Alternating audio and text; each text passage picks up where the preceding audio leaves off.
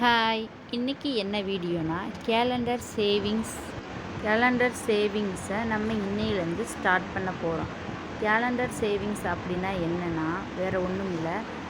இப்போ இன்றைக்கி டே 1 அப்படின்னா டே 1க்கு 1 ரூபி, டே 2க்கு 2 ருபீஸ், டே 3க்கு 3 ருபீஸ்.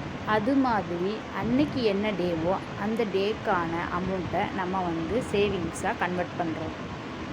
சேவிங்ஸ் ஸ்டார்ட் பண்ணுறதுக்கு முன்னாடி ஒரு 3 கண்டிஷன்ஸ். இந்த சேவிங்ஸ் மட்டும் இல்லை, எல்லா சேவிங்ஸ்க்கும் அதே கண்டிஷன்ஸ் தான். அப்படி இந்த கண்டிஷன்ஸை ஃபாலோ பண்ணால் தான் நம்ம சேவிங்ஸ் டெய்லியும் பண்ண முடியும். அது நம்மளுக்கு ஒரு ஹேபிட்டாகவே மாறும். இப்போது அந்த 3 கண்டிஷன்ஸ் என்ன அப்படின்னு பார்க்கலாமா? ஃபஸ்ட் கண்டிஷன்ஸ், டெய்லியும் சேவிங்ஸ் பண்ணணும். டெய்லியுமே சேவிங்ஸை நம்ம ஃபாலோ பண்ணணும். அது உங்கள்கிட்ட 1 ரூபியாக இருந்தாலும் சரி, 2 ருபீஸாக இருந்தாலும் சரி, நம்ம டெய்லியுமே சேவிங்ஸ் பண்ணணும் அப்படிங்கிற ஒரு எண்ணம் நம்மளுக்கு இருந்துக்கிட்டே இருக்கணும். அப்படி நம்ம டெய்லி சேவிங்ஸ் பண்ணால் தான் இதுவும் ஒரு இம்பார்ட்டண்டான விஷயந்தான். சேவிங்ஸும் எவ்வளோ இம்பார்ட்டன்ட் அப்படின்னு நம்ம மூளைக்கு நல்லா பதியும். செகண்ட் கண்டிஷன், ஒரு கோல் ஃபிக்ஸ் பண்ணணும். கோல் ஃபிக்ஸ் பண்ணுறது அப்படின்னா என்ன அப்படின்னா, நாம் எதுக்காண்டி சேவிங்ஸ் பண்ணுறோம் அப்படிங்கிறத நம்ம சேவிங்ஸ் பண்ணுறதுக்கு முன்னாடியே ஃபிக்ஸ் பண்ணுறது. எக்ஸாம்பிளுக்கு நான் ஒரு கோல்டு செயின் வாங்கிறதுக்காண்டி இந்த அமௌண்ட்டை சேவிங்ஸ் பண்ணுறேன் அப்படின்னு ஒரு கோல் நம்ம ஃபிக்ஸ் பண்ணணும். இது மாதிரி கோல் ஃபிக்ஸ் பண்ணால் தான் நம்ம எதுக்காண்டி சேவிங்ஸ் பண்ணுறோம் அப்படிங்கிற ஒரு தாட் நமக்கு இருந்துக்கிட்டே இருக்கும்.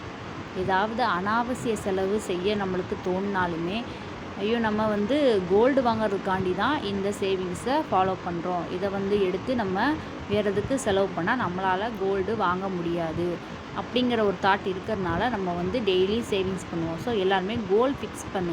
நெக்ஸ்ட்டு தேர்ட் கண்டிஷன் என்னென்னா, ஃபஸ்ட்டு நான் சொன்னேன் இல்லையா, ஃபஸ்ட்டு கண்டிஷனில் டெய்லி சேவிங்ஸ் பண்ணணும். அப்போ டெய்லி நம்மளால் சேவிங்ஸ் பண்ண முடியலை, வெளியே போயிட்டேன் அதனால் என்னால் சேவிங்ஸ் பண்ண முடியலை, இல்லை அன்னைக்கு என்கிட்ட அமௌண்ட் இல்லை அதனால சேவிங்ஸ் பண்ண முடியல அப்படின்னா, திருப்பி நம்மளுக்கு ஒரு அமௌண்ட் கிடைக்கும்ல.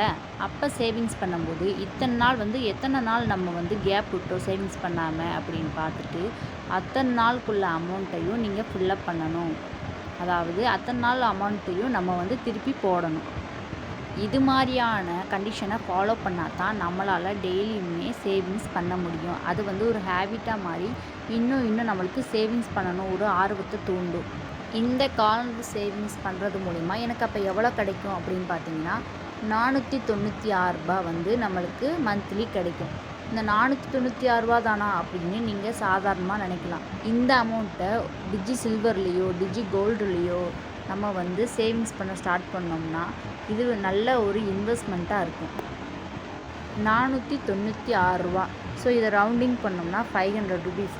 நம்ம 1 ரூபி 2 ருபீஸ் இது மாதிரி போகிறதுலேருந்து நம்ம ஒரு 500 ருபீஸ் மந்த்லி சேவிங்ஸ் பண்ண முடியும்னா ஒரு நல்ல விஷயம். ஸோ இன்றைக்கான சேவிங்ஸை நானும் ஸ்டார்ட் பண்ணிட்டேன். டே 1ல் 1 ரூபி போட போகிறேன். ஸோ நீங்களுமே யாரெல்லாம் என் கூட இந்த சேவிங்ஸ் பண்ண போகிறா அப்படின்னு மறக்காமல் கமெண்ட்டில் சொல்லுங்கள்.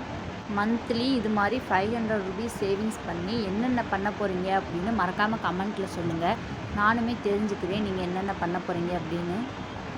1 ரூபி நம்ம போட்டோன்னே இதை நம்ம அந்த டேக்கான டிக் பண்ணி வச்சிடணும். இன்றைக்கி நம்ம 1 ரூபி போட்டுட்டோம் அப்படிங்கிறது டிக் பண்ணி வச்சுக்கணும். இதை நீங்கள் கேலண்டர்லேயும் பண்ணலாம், இல்லை ஒரு பேப்பர் ஆர் நோட்டில் எழுதி டிக் பண்ணி அப்படியுமே நீங்கள் சேவிங்ஸ் பண்ணலாம். எனக்கு இந்த கேலண்டரில் டிக் பண்ணி சேவிங்ஸ் பண்ணுறது ரொம்ப ஈஸியாக இருக்குது. அதனால நான் கேலண்டரில் டிக் பண்ணி சேவிங்ஸ் பண்ணுறேன்.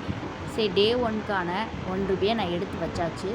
நீங்களும் இன்றைக்கான அமௌண்ட்டை எடுத்து வைங்க. யாரெல்லாம் சேவிங்ஸ் பண்ணுறீங்க அப்படிங்கிறத மறக்காமல் கமெண்ட்டில் சொல்லுங்கள். இந்த வீடியோ பிடிச்சா லைக் பண்ணுங்கள். இது மாதிரியான சேவிங்ஸ் வீடியோவை தெரிஞ்சுக்க நம்ம சேனலை சப்ஸ்கிரைப் பண்ணுங்கள். தேங்க்யூ.